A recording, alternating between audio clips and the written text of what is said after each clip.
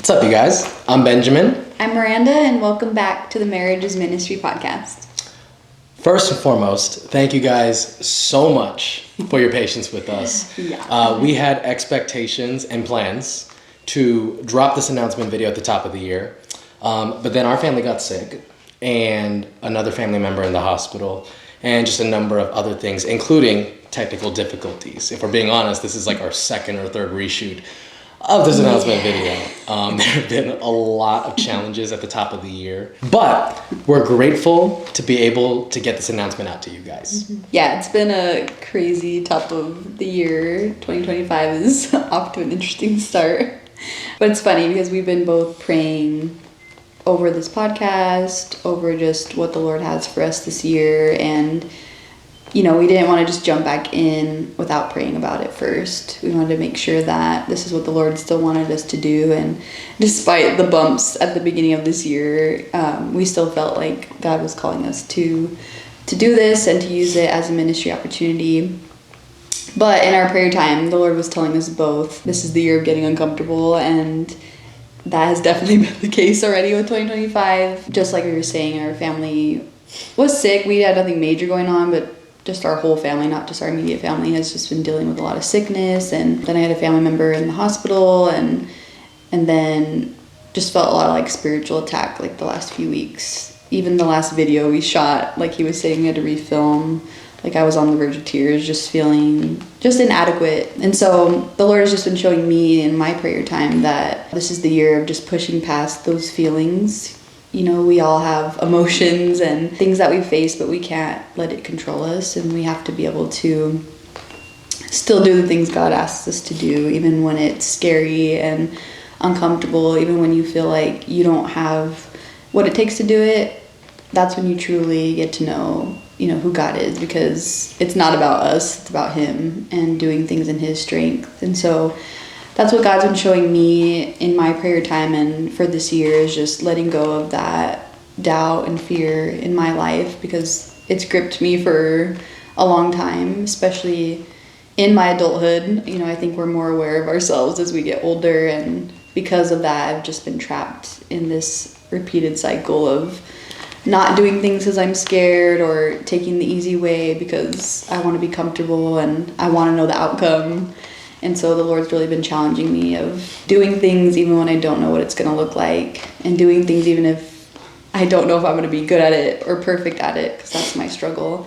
And so the Lord's been really faithful, using kind of the struggles at the beginning of this year to remind me that, these goals I have in mind of overcoming fear, in order to do that, I need to face things that are hard. And He's already challenging me in that way, and our family in that way, and our marriage in that way. And so there's just been a lot of conversations already, but we still feel led to do this podcast, and so we're back, and we just wanted to share what the Lord has put on our heart at the top of the year. And so that's how He's been speaking to me, and now my husband can share what the Lord's been telling him. Yes. To echo what Miranda said, it has already been an uncomfortable year. In some ways, though I'm reminded a lot, and have been reminded a lot, of God's faithfulness in what has been just less than a month into 2025. Yes, there have been a lot of challenges. There have been things behind the scenes and off screen that we haven't really opened up about until now. And yet we could also find comfort. I can find comfort in the fact that I see God's faithfulness throughout every single one of those challenges. That perhaps in the moment it felt awfully discouraging and felt defeating in some ways, but the Lord has always been faithful to pull us out of that mindset. And for me, it's a lot of unlearning and a lot of shifting perspective about what God wants me to do in this season of life as a father, as a husband, as a servant at our local church, and be more available within areas that I would typically avoid. If I'm being honest, I don't do well with being uncomfortable in a general sense, and yet the Lord has very quickly challenged me in a lot of ways in this past month to be okay with being uncomfortable. In fact, something that he's pressed heavily on me is to get comfortable with being uncomfortable. For those of you guys who don't know, I am actually 3 years sober from antidepressants this year. January 1st marked 3 years for me. I look back to where I was mentally, emotionally, physically, spiritually, most especially 3 years ago. And by God's grace and mercy, I see a total shift. And it's purely because of his intervention. If I'm being honest, there were many occasions, and she can attest to this, where I shouldn't have been alive on account of my inability to steward medication properly and the toll that it took on me as a result. It became a vicious cycle of depending on something that was not meant to be in my body, let alone for long periods of time. I was on my medication a lot longer than I should have been. The Lord intervened in 2022 and told me to get off my medication. And for those of you guys who have been on medication would know that when you get off of them, there are withdrawal symptoms. Your body has learned to rely on that substance. And to some degree, that's not necessarily a bad thing.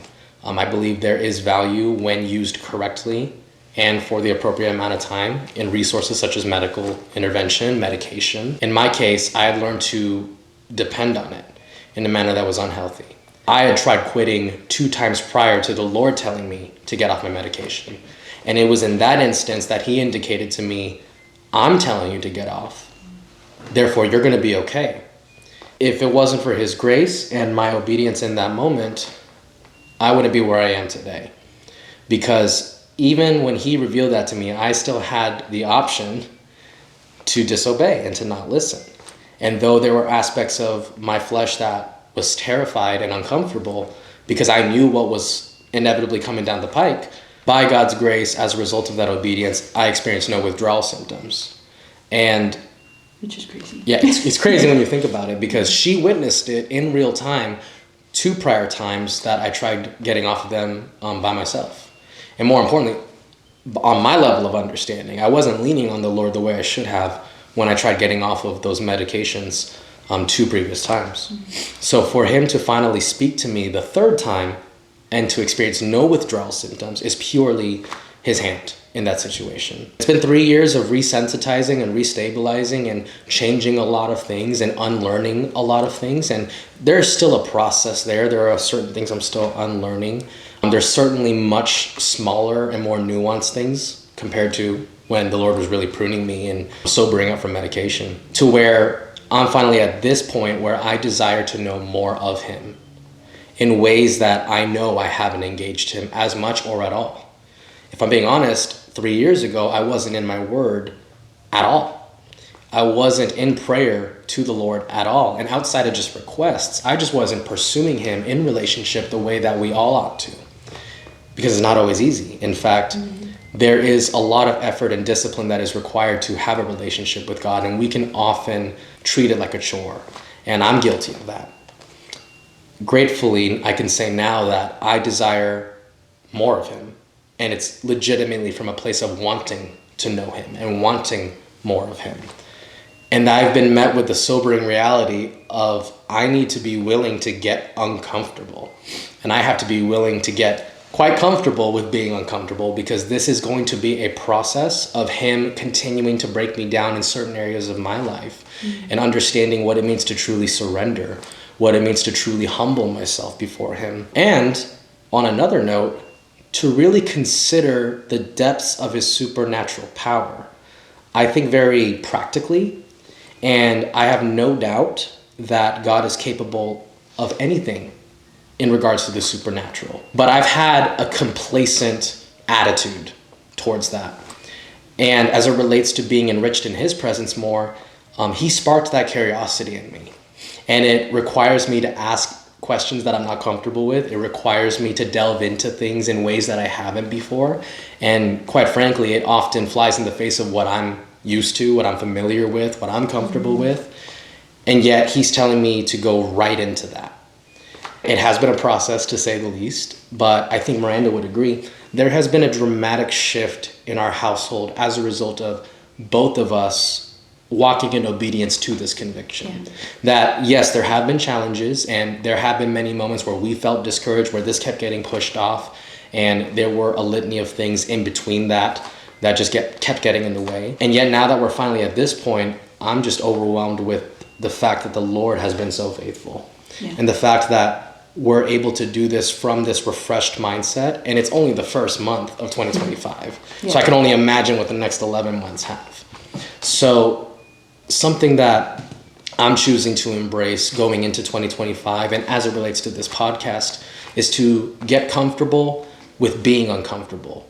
And I would encourage you guys to consider that in your own walk. Mm-hmm. Consider that as you continue to pursue the Lord in His Word, in prayer, in areas of your life that perhaps you used to pursue Him and not so much anymore. There are so many ways that the Lord is able to speak to us and engage us, ultimately because He desires a relationship with us. And I believe when He reveals those things to us, it's our responsibility to respond in obedience and submission and humility. To be frank, that's not always comfortable. Yeah. But it wouldn't be as enriching and satisfying of a relationship with God if it was just comfortable.